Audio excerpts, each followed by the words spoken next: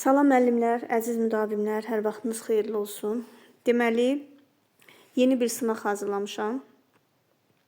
Sınaq MİQ imtahanına düşmüş suallar əsasında hazırlanıb və ümidvaram ki, mən izah etdikcə siz də orada cavabları qeyd edib məndən qabaq deyib cavabı məndən tez taparsınız və nəticənizi belə yoxlamış olarsınız. Belə tipli sınaqların davamlı olmasını istəyirsinizsə, kanala abunə olmağı və kanalın linkini paylaşmağı unutmayın. Daha çox müəllimlər testləri görsünlər.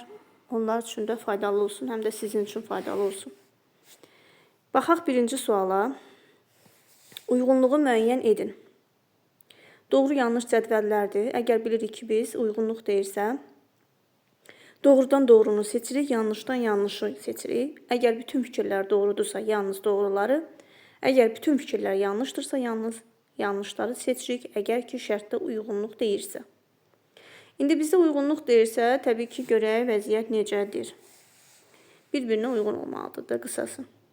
Birinci cümlədə belə bir söz var ki, təlim nəticələri müəyyənləşdirərkən bu çox spesifik olmalıdır. Yəni, şagirdin qazanacağı bilik və fəaliyyətləri dəqiqliklə məzmununda əks etdirməlidir. Biz bilirik ki, təlim nəticələri müəyyənləşdirmək üçün bu smart texnologiyasına əsaslanmalıdır. Smart hər hansı bir texnologiya deyil, sadəcə alt standartdan təlim nəticəsi çıxardarkən S, M, A, R, T hərflərinə uyğun sözlər var. Məsələn, S spesifik olmalıdır. Gördüyünüz kimi burada da var. Deməli, birinci fikir düzdür.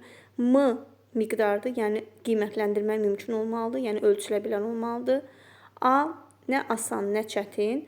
R resurslar olmalıdır, yəni təlim nəticəmiz nədirsə, resurs da ona xidmət etməlidir. T time'dır, vaxtdır, yəni təlim nəticəsini bizə verilən vaxt ərzində səmərəli şəkildə həmin nəticəyə çatmalıyıq. Yəni əvvəldən qoyulan məqsədə, nəticəyə sonda da çatmalıyıq. Deməli, S spesifik və təlim nəticəsini də çıxardarkən təbii ki, spesifik olmalıdır. Yəni şagirdin nəyə qazanacağını dəqiqliklə, hansı bilik və fəaliyyətə yiyələnəcəyini öz məzmununda dəqiqliklə ifadə etməlidir ki, biz də bilək ki, şagirddə nəyi formalaşdıracaq və şagird bizə hansı nəticəni verəcək. Birinci düzgün cavabdır. İkinci, təlim nəticəsindəki fəaliyyətin çox geniş müəyyən edilməsi həm müəllim, həm də şagird üçün çətinlik yarada bilər. Bax, bayaq da vurğuladım ki, nə asan, nə çətin olmalıdır. Ümumiyyətlə, təlim nəticəsini seçərkən alt standartdan çıxan təlim nəticəsi əvvəl bir şey haşiyəyə çıxın, alt standartın əvvəl özünü təlim nəticəsi kimi götürmək olmurdu, səhv sayılırdı. Artıq keçən ildən qərar verildi ki, alt standart özü də təlim nəticəsi kimi götürülə bilər və alt standartdan çıxan təlim nəticəsi 1, maksimum 2 olsa daha yaxşı olar. Çünki 1-45 dəqiqə ərzində bir məqsədi tam şəkildə biz reallaşdıra bilərik. Belə deyim də, 1 saat vaxtınız var, sizə 5 iş tapşırılıb. Hansını mükəmməl yerinə yetirirsiniz? 1 işi yoxsa 5 iş, əlbəttə ki, 1 işi. Yəni, az olmağıdır və mükəmməl olması lazımdır. Bir əldə 5 qarpız tutmaq olmur da, 1 qarpız tutmaq olur. İşimizi mürəkkəbləşdirməməliyik. Təlim nəticəsi özü də sadə, çox çətin yazılmamalıdır ki, şagird başa düşsün ki, sonunda nəyə nail olacaq. Çox fəaliyyət orada dərc olunmamalı. Yəni, nəticəmiz nədirsə, fəaliyyətimiz də net olaraq həmin nəticəyə xidmət etməlidir. Yəni, birinci cavab düzdür. Çox olanda aləm qarışır bir-birinə. Yanlış. Təlim nəticələri ölçülə bilən olmalıdır. Çünki qiymətləndirmə meyarlarını hazırlayarkən bu təlim nəticələrindəki fəaliyyətlərə əsasən müəyyən olunur. Bayaq yenə də vurğuladığım kimi S, M nə idi? Miqdar idi. Yəni, qiymətləndirmə mümkün olsun. Təbii ki, bu düzgün cavabdır. Yanlışın altına biz düzü götürə bilmirik. Çünki yanlış olmalıdır. Müəllim təlim zamanı istifadə edəcəyi tapşırıqları təlim nəticəsindəki fəaliyyətlər əsasında hazırlamalıdır. Çünki bu tapşırıqlar təlim nəticəsinə çatmaq üçün bir vasitədir. Bəli, doğrudan da belədir. Ümumiyyətlə, mən müəllimlərə, müdavimlərə dəfələrlə deyirəm ki, əgər bizə testdə verilsə ki, təlim nəticəsindəki fəaliyyət qiymətləndirməyə və yaxud da qiymətləndirmə fəaliyyətə xidmət edir, bu yanlış bir cümlədir. Biz nəticəni təyin edirik, dərsə girərkən alt standartı yazırıq, ondan təlim nəticəsi çıxardırıq. Bunu şagirdə mütləq sürətdə elan etməliyik. Bir də nə elan etməliyik? Bəli, düz deyirsiniz. Qiymətləndirmə meyarlarını şagird nəyə çatacaq və nə üçün, nəyə əsasən qiymətləndirəcəyini bilməlidir. Bunu şagird də bilməlidir, müəllim də bilməlidir və görülən fəaliyyətdə nəticəni reallaşdırmaq üçündür. Məsələn, belə bir həyati bir nümunə deyək. Bax, bu dəqiqə siz bu səsi eşidirsiniz, dinləyirsiniz. Məqsəd nədir? Məqsəd nə isə öyrənməkdir, imtahanda bir sualı artıq yazmaqdır. Deməli, məqsədimiz nədir? İmtahanı uğurla başa vurmaq və zəhmətimizin bəhrəsini görmək, düzdürmü? Nəticəni elan elədiniz özünüz üçün. Neyinirsiniz? Fəaliyyətinizi, yəni gün ərzində müəyyən bir strategiya qurursunuz ki, mən günün filan vaxtlarında saat 3-dən, 5-dən, səhər saatlarında bir baxın, siz necə mənimsəyirsiniz həmin saatlarda. Bu dərsi öyrənəcəm. Fəaliyyətiniz də bax nəyə xidmət elədi? Gündəlik gün rejiminiz nəyə xidmət elədi? Təbii ki, müəyyən bir qismi həmin məqsədi reallaşdırmağa xidmət eləyəcək. Sonda da gedirsiniz, nəticə toplayırsınız, özümüzü qiymətləndiririk ki, hə, mən bir il əziyyət çəkdim və sonda nəticəni gördüm. Deməli, həyatımızın, ümumiyyətlə, kurikulum bilirsiniz də, həyatın özüdür. Mən ona görə bunu demirəm ki, mən kurikulum təlimçisiyəm, xeyr.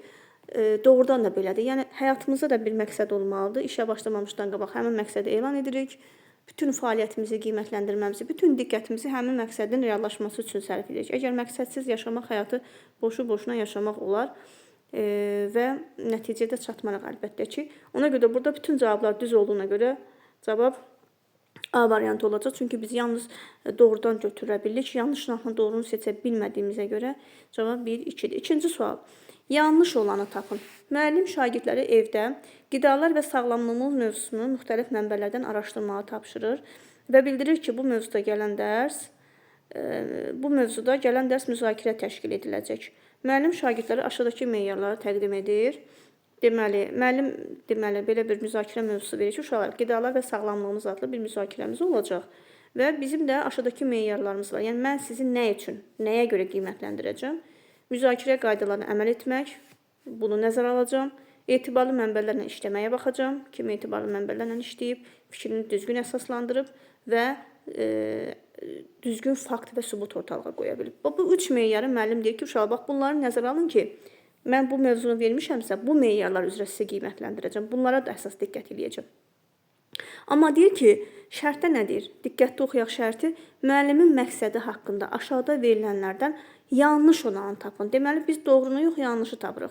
Deməli, A-da deyir ki, müəllim şagirdlərdə informasiya savadlığı bacarığını formalaşdırır. Bəli, informasiya ona görə formalaşdırır ki, bax, 2-yə baxın, deyir, etibarlı mənbələrlə işləmək lazımdır da. Yəni, müəllim düzgün informasiya tapıb, dəlil sübut ortalığa qoymağı şagirdlə formalaşdırır. Ona görə A düzdür. B-də deyir ki, müəllim şagirdlərin biri-birinin fikrinə hörmət etməyi formalaşdırır. Bəli, çünki birə baxın, deyir ki, müzakirə qaydalarına əməl etmək. Təbii ki, orada müzakirə olunarkən hər kəs bir-birinin fikrini sonacan dinləməlidir və hörmət etməlidir.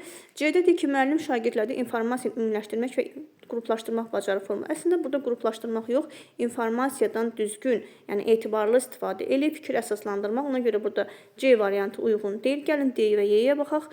Müəllimin meyarı əvvəldən elan etməsi şagirdlərin fəaliyyətinin məqsəd yönlü olmasına və özünü qiymətləndirmə bacarığının formalaşmasına xidmət edir. Bəli, meyarı əvvəldən verildi ki, bu hər bir təlim belə səmərəli təlim mühitində belə olmalıdır ki, müəllim meyarı əvvəldən elan etməlidir ki, şagird də bilsin ki, müəllim, bax, görürsünüz, 3 meyar verir ki, uşaqlar, mən bu meyarlara görə sizi qiymətləndirəcəm, düzdür.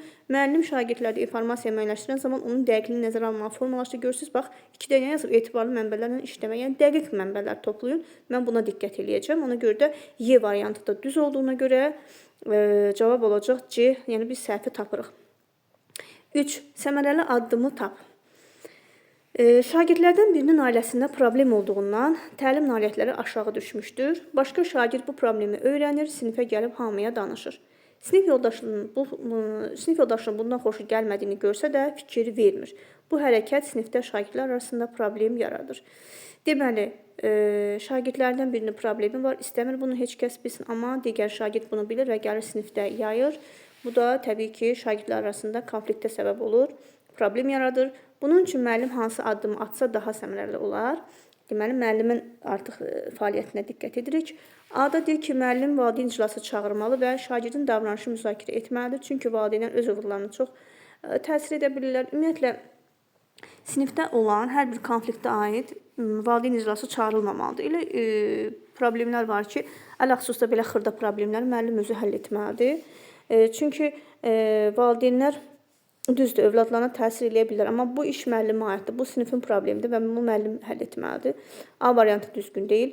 Müəllim şagirdi öz aralarında apardığı yersiz söhbətlərə görə cəzalandırmalıdır ki, onlar öz davranışlarına korrektə etsinlər, yəni aradan qaldırsınlar. Əvvəla bu yersiz söhbət deyil. Bu hər hansı bir uşağın həssas bir nöqtəsidir. Ailəsində problem var və bunu paylaşmağı istəmir. Əslində digər şagird bu konfidensiallığı qorumalı və öz sinif yoldaşına hörmət etməlidir, amma bunu etmir. Yəni bunu yersiz kimi götürə bilmərik. Üstəlik də müəllim uşağı cəzalandırmamalıdır. Cəza üsuluna başvurmamalıdır. Ona görə B variantı səmərəli olmaz. C-yə baxırıq. Müəllim şagirdlə görüş keçirməli, şagirdin fəaliyyətini refleksiya etdirməli, sinifdə dəyərləri inkişaf etdirməlidir. Bunu saxlayırıq yadımızda. Müəllim şagirdin bu hərəkətini görən kimi yerindəcə onu danlamalıdır. Ümumiyyətlə danlaqdır, cəzadır. Bu bizim üçün səmərəli həll yolu ola bilməz. Bunu da atırıq qırağa. Müəllim sinifdə şagirdlər arasında münasibətləri düzəltmək üçün bir müddət avtoritar yanaşma nümayiş etdirməlidir. Avtoritar bizdə iki cür üslub var. Demokratik üslub, avtoritar üslub. Təbii ki, demokratik üslubun göstəricilər nə idi? Humanizm, həssaslıq və empatiya. Bu daha bizim müasir dövr üçün ümumiyyətlə, istər sinifdə olsun, istər ailə, real həyatda olsun, demokratik üslub daha səmərəli bir üslubdur. Avtoritar olan bir mühitdə təbii ki, orada heç bir səmərəli sözü ümumiyyətlə alınmır. Çünki müəllim avtoritarlıq eləyəcək, hakimiyyəti sinifi ələ almış kimi o mənada yoxdur. Yəni ki, hökmranlığını yeritmiş kimi olacaq, şagirdlərə seçim haqqı verməyəcək, şəxsiyyət kimi yanaşmayacaq, obyekt kimi yanaşacaq, subyekt kimi yanaşmayacaq. Ona görə də burada Y variantı düzgün olmaz. Deməli, bizim ən düzgün burada variantımız müəllim şagirdlərlə görüş keçirməli, şagirdin fəaliyyətini refleksiya etdirməli, sinifdə dəyərləri aşılamalıdır ki, şagird də növbəti dəfə öz yoldaşını pis vəziyyətdə qoymasın. Effektiv olmayan rəyi müəyyən edin. Mən hər dəfə deyirəm ki, müəllimlər, bax, sualınızın biri, istər miq olsun, istər sertifikasiya bundandır. Effektiv rəylərə xüsusi diqqətli olun və imtahandan çıxan müdabilinə deyir ki, müəllimə, bəli, haqlısınız. Sualımızın biri effektiv rəyidir. Ümumiyyətlə, rəy vermək həyatda da çox önəmlidir. Yenə qayıdıram o fikrimə. Kurikulum həyatın ən önəmli parçasıdır. Kurikulum həyatdır. Effektiv rəy bizim öz övladımıza da rəy verə bilərik. Sinifdə də rəy verə bilərik. İnsanlar arasında ümumiyyətlə effektiv rəy olmalıdır ki, düzgün münasibətlər qurulsun. Gəlin baxaq. Bizə nə lazımdır? Effektiv olmayanı axtarırıq. Afərin, tapşırıq üzərində çalışarkən addımlarının doğruluğunu dəyərləndirmək üçün məqsədyönlü suallar verirsən. Öyrənmə prosesini bu cür təşkil etməyin bir çox məsələlərin öhdəsindən uğurla gəlməyinə səbəb olur. Ümumiyyətlə, rəy verərkən nəyi nəzərə almalıyıq? Onu nəzərə almalıyıq ki, rəylər vaxtında verilsin, spesifik olsun, bir-birinə müqayisəyə köklənməsin, pozitiv başlasın. Sonra müəllim rəy verərkən həssas yanaşmalıdır və rəylər deməli gələcəyə yönlənməlidir, yəni konstruktiv olmalıdır, destruktiv olmamalıdır, hisslərə yönlənməməlidir, yəni emosional olmamalıdır, idraki fəaliyyətə yönlənməlidir.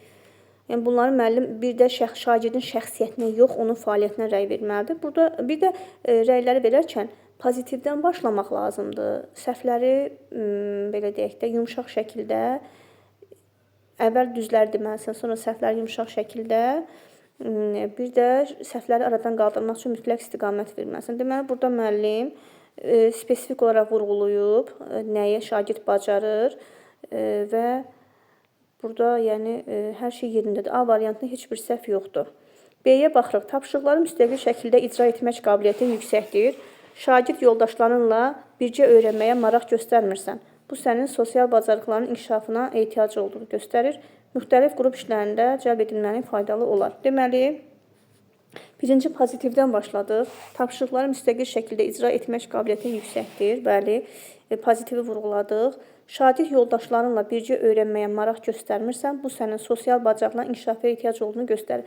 Yəni, burada asosiallaşma problemi ola bilər. Mütləq ki, qrup işində mütləq ki, yoldaşlarına əməkdaşlıq etməlisən və bunun da yolunu göstərir ki, müxtəlif qruplara qoşulsan, bu sənin üçün faydalı ola bilər. Bu da düzgündür. C variantına baxır. Əhsən, məlumatları qrafik və sxemlər vasitəsilə təqdim edirsən. Bu zaman informasiyanı biri-biri əlaqələndirə biləcəyin formada görmək imkanına sahib olursan. Söz ehtiyatını artırsan, məlumatları şifahi şəkildə də aydın formada təqdim edə bilərsən. Deməli, burada yenə də pozitivlə başladı. Və sondakı görürsüz, söz ehtiyatını artırsan, səhv deməkdir, çatışmamazlıq deyək ki, çatışmamazlıqda yumşaq şəkildə vurğulayaraq necə aradan qaldırmağın yolunu dedi. Bu da effektiv rəydir. D-yə baxırıq. Yazı işlərində struktur məntiqi cəhətdən ardıcıldır. Qeyd etdiyin arqumentlərin bir çoxu zəif idi. Bu da fikrini əsaslandırmağa xidmət etmir. Növbəti mərhələyədək əsaslı arqumentlər bildirməyi bacarmalısan. Əslində, burada biraz tam belə bir fikir yoxdur. Niyə yoxdur? Çünki müəllim, baxın, sonda müəllim istiqamət vermir. Növbəti mərhələyədək əsaslı arqumentlər bildirməyə bacarmaz. Amma hardan bacaracaq, necə bacaracaq? Bunu indi əldə edə bilməyibsə, müəllim buna istiqamət verməlidir ki, hardansa məlumat toplamalısan və yaxud da hansı yollansa arqumentlər bildirməyi bacarmalısan. Sadəcə müəllim deyir ki, bunu bacarmalısın. Amma necə eləməyin yolunu müəllim ona göstərmədiyinə görə burada D variantı effektiv rəy sayıla bilməz. 5-ci suala baxırıq. Tədris ilinin əvvəlində müəllim müşahidə edir ki, şagirdlər sual verdikdə biri-birini dinləmir və bunun nəticəsində sinifdə səs-küy yaranır. Tədris ilinin əvvəlində bu belə bir problem baş veribsə, biz sinifin idarə olmasını keçmişdik. Keçməyənlər üçün də təbii ki, əlavə olaraq deyirəm ki, sinifi düzgün şəkildə idarə etmək üçün gözlənti lazımdır, prosedur lazımdır, qaydalar lazımdır. Tədris ilinin əvvəlində əgər müəllim bilirsə ki, müşahidə edirsə ki, şagirdlər bir-birini dinləmir, mütləq ki, sinifdə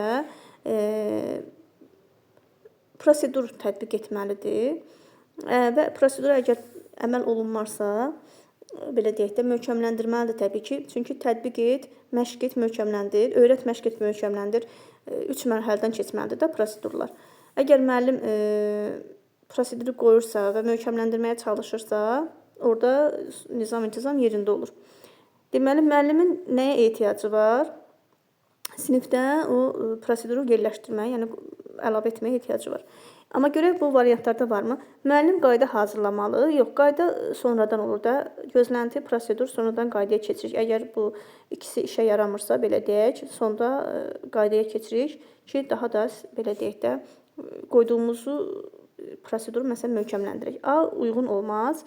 B-də, bəli, baxın, B-də deyir ki, müəllim prosedur hazırlamalıdır. Bəli, tədris ilinin əvvəlində prosedur hazırlanır, sona qədər bu şagirddə möhkəmləndirilmə mərhələsinə qədər davam edir. Və müəllimin özü də buna riayət eləməlidir ki, şagird buna müəllim bilsizdə şəxsi nümunədir. C-də deyir ki, müəllim şagirdlərdə bu problemi özlərinin həll etmələri üçün xeyr, özlərinin həll etməsini buraxmamalıdır. Çünki müəllimin özünün bir strategiyası olmalıdır. Müəllim nizam-intizama riayət etməyin vacibliyi mövzusunda sinif iclası keçirməlidir. Xeyr, burada iclasa ehtiyac yoxdur. Çünki burada konflikt yoxdur. Sadəcə olaraq nizam-intizam pozulub və müəllim onu qaydaya qoya bilər. Yəni, ardıcıl eləyə bilər. Müəllim valideynlərlə bu barədə danışıb, onlar bircə problemi həll etməlidir. Bu valideynin müəllimin işinə, xırda probleminə qarışmağa, ümumiyyətlə heç müəllimin burada qeyri-peşəkar olmağını göstərə bilər ki, yəni əgər uşaqlar bir-birini dinləmirsə, mən gedim valideynə deyim, valideyn gəlsin mənim problemimi həll etsin, belə bir şey ola bilməz. Deməli, burada ən uyğun cavab prosedur qoymaq olar. Çünki görürsünüz ki, tədris ilinin əvvəldir. Bu deməkdir ki, hələ müəllim prosedur qoymayıb. Əgər tədris ilinin ortası olsaydı, müəllim prosedurları işə yaramasaydı, yəni ki, müəllim onu həyata keçirə bilməsəydi, onu qayda ilə əvəz eləyə bilərdi. Amma indi hal-hazırda tədris ilinin əvvəldir deyə müəllim prosedur qoyub onu möhkəmləndirib istəyinə nail ola bilər. 6-cı sual.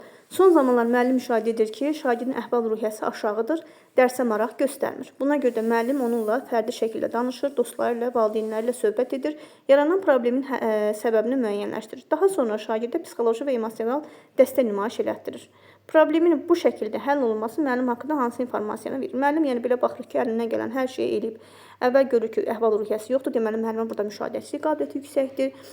Ondan sonra müəllim nə edir? Bu problemi həll etmək üçün fərdi danışır, istər daha sonra onun yoldaşlarıyla, dostlarıyla, tək onunla danışmaqla kifayətlənmir. Deyir, bəlkə şagirdin başına hər hansı bir hadisə gəlib, bəlkə bullyingə məruz qalıb, mənə deyə bilmir. Dostlarla əlaqə saxlayır ki, son vaxtlar müşahidə edirsinizmi ki, dostunuzun əhval-ruhiyyəsi yerində deyil, nə üçün dərsə maraq göstərmir, valideynlərdən soruşa bilər ki, məsələn, evdə özünü necə aparır bu uşaq və bunun nəticəsində müəllim problemi belə deyək də, həllinə artıq çata bilər. Deməli, burada A variantına baxaq. Müəllimin bu fəaliyyəti şagirdlərin təhsil tələbatının ödənilməsinə, problem həll etmə və qərar qəbul etmə bacarığının formalaşmasına xidmət edir. Təbii ki, bu düzgün deyil, çünki burada təhsil tələbatı deyil, burada şagirdin sırf psixoloji vəziyyətinə əlaqədardır. Ona görə də burada təhsil tələbatının götürülməsi düzgün olmaz. Təhsil tələbatı ən çox akademik biliklərin, belə deyək də, mənimsənilməsinə yönəlir. B-yə baxırıq. Zəruri hallar istisna olmaqla müəllimin peşə vəzifələrinin icrası ilə bağlı olaraq informasiyanın məxfiliyini qoruyur. Burada əslində müəllim məxfiliyi qorumur, çünki digər problemi görür və şagirdin dostu ilə, valideyni ilə söhbət aparır. Yəni burada məxfilikdən söhbət gedə bilmir.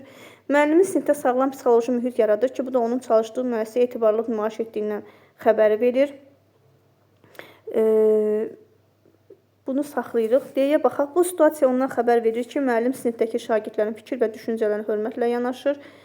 Burada yəni şagirdlərin fikirlərini dinləmir axı. Burada problem var və onu həll etməyə çalışır. D variantı uyğun deyil. Müəllim pedaqoji situasiyaları və prosesləri dərk edir və baş verən situasiyaları obyektiv qiymətləndirmək bacarığını nümayiş etdirir. Bəli, burada C variantına uyğun olardı, amma Y variantı C variantından da daha perspektiv bir cavabdır. Çünki burada C-də təhsil müəssisəsinə etibarlılıq nümayiş elətdirmək, yəni bu problemin həllində bir, belə deyək də, çarə deyil. Burada müəllimin özünün şəxsiyyətindən söhbət gedir, təhsil müəssisəsinə etibarlığından söhbət getmir. Bir müəllimin nə qədər peşəkar olduğunun göstəricisidir ki, müəllim pedaqoji situasiyaları bilir ki, şagirdin bu halda nə etmək lazımdır, prosesi dərk eləyir və həmin prosesi qiymətləndirərək obyektiv qiymətlendirir. Tək uşaqdan soruşmur. Onun dostlarından da soruşur, valideynlərlə də söhbət aparır. Yəni əməl başda burada zəhmət qoyur müəllim ki, həmin problemi həll eləsin. Yəni onun öz şagirdinə verdiyi dəyər də biz burada görürük. Təbii ki, burada müəllimin peşəkarlığından söhbət gedir. Burada ən uyğun variant Y variantıdır. 7-ci suala baxaq. Şagird düşünür ki, nitqimi elə qurmalıyam ki, başqalarının marağına səbəb olsun və onlar mənlə həmsöhbət olmağa davam etsinlər. Bu haqda hansı fikir doğrudur? Deməli, şagird məqsədinə çatmaq üçün başqalarının marağını cəlb edərək onların emosiyalarını idarə etməyə çalışır. Bəli, bu düzgün ola bilər. Gəlin digərlərinə baxaq. Şagird problemi həll etmək üçün ünsiyyətini zənginləşdirir, öz emosiyalarını. Burada öz emosiyalarını yox, başqasının da emosiyası var. Çünki başqalarının da marağını düşünür. B variantı düzgün deyil. Şagird özündə problem həll etmə bacarığını formalaşdıraraq yaranacaq problemi həll edir. Burada heç bir problemlə getmir söhbət. C də düzgün deyil. Şagird refleks edərək burada özünün uyğun gəlmir də. Çünki burada şagird təkcə özünün fikirləşmir, başqalarının da fikirləşir. D də uyğun gəlmir. Şagird əməkdaşlıq üçün ətrafdakı insanlarla fərdi söhbət aparır və onlarla əməkdaşlığın önəmindən danışır. Təbii ki, burada əməkdaşlıq etməyi düşünür, düzdür, amma burada şagird əməkdaşlığın önəmindən yox, özünün digərlərini həmsöhbət olmasından gedir burada söhbət. Yəni onları cəlb eləməyi düşünür. Ona görə də burada ən uyğun variant A variantıdır. 8-ci sual. Müəllim gündəlik planlaşdırma hazırlayan zaman dərsin məqsədini və qiymətləndirmə meyarlarını müəyyən edir və dərsin əməlində şagirdə elan edir. Ən düzgün addım edir əslində. Bu fəaliyyəti ilə uyğunluq təşkilinə yanaşmanı müəyyən edir. Deməli, bizə qaydanı verir ki, müəllim belə etməlidir. Sonra situasiyalar verəcək ki, hansı situasiya verilən qaydaya uyğundur. Gəlin baxaq. Müəllim şagirdləri tanımaq üçün digər fən müəllimləri ilə əməkdaşlıq edərək, burada meyardan söhbət getmir axı. Müəllim sadəcə şagirdini tanımağa çalışır. A uyğun olmaz. Müəllim şagirdlərin əməl etməli olduqları qaydaları onlarla birgə hazırlayaraq demokratik mühit yaradır. Burada axı bizə məqsəd, meyar lazımdır. Burada qaydalardan söhbət getmir. Müəllim imtahan nəticələri aşağı olan şagirdlərlə həmsöhbət olaraq onlarda özünü inamı formalaşdırır. Burada emosiyalar idarə eləmir axı müəllim. Bu da uyğun deyil. Müəllim şagirdlərə kimsəsiz insanlar haqqında danışaraq onların ailələri olduqları üçün nə qədər şanslı olduqlarını onlara başa salır. Bu da uyğun deyil. Çünki burada elə bir ki, sosial mühiti formalaşdırır müəllim şagirdlərdə əsasən. Müəllim C-də ki, müəllim şagirdlər yeni mətn keçməmişdən əvvəl həmin mətnlə bağlı yeni sözləri lüğətdən araşdırmağa yönəldir ki, oxu zamanı problem yaşanmasın. Deməli, müəllim baxın, şərtdə baxın, müəllim gündəlik planlaşdırma zamanı dərsin məqsədini. Deməli, C-də də müəllim şagirdlərə, belə deyək də, nələri etməli olduqlarını elan edir əvvəldən. C-də də ki, müəllim keçməmişdən, bax, görürsünüz, yeni mətni keçməmişdən həmin mətnlə bağlı yeni sözləri lüğətdən araşdırmağa yönəldir. Deməli, problem yaşanmamasını əvvəlcədən, belə deyək də, önləmini alır. Bizim situasiyamız ən düzgün, ən uyğun variant C variantıdır. Çünki hər ikisində məqsəd əbəddən müəyyən olunur. 9-cu sual. Aid olmayanı tapaq. Effektiv müəllim-şagird münasibətinə aid edilə bilməz. Müəllim şagirdlərlə, böyüklərlə danışdığı kimi danışmalıdır. Bəli, şəxsiyyət kimi yanaşmalıdır, düzdür. Müəllim pedaqoji fəaliyyətdə partnyor olaraq görmək, müəllimi pedaqoji fəaliyyətdə, daha doğrusu şagirdi pedaqoji fəaliyyətdə partnyor olaraq görmək effektiv müəllim-şagird münasibətlərinin qurulmasına müsbət təsir göstərir, düzdür.